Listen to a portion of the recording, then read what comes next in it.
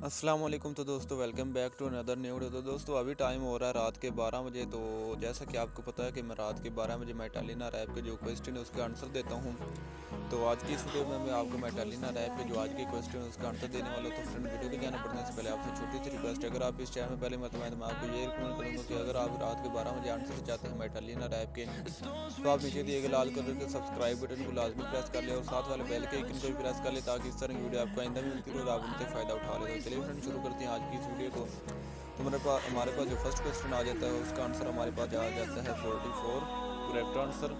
और उसके बाद हमारे पास जो सेकंड क्वेश्चन आ जाता है उसका आंसर आ जाता है रशिया, करेक्ट आंसर। और उसके बाद हमारे पास जो थर्ड क्वेश्चन आ जाता है उसका आंसर है यूनाइस, करेक्ट आंसर।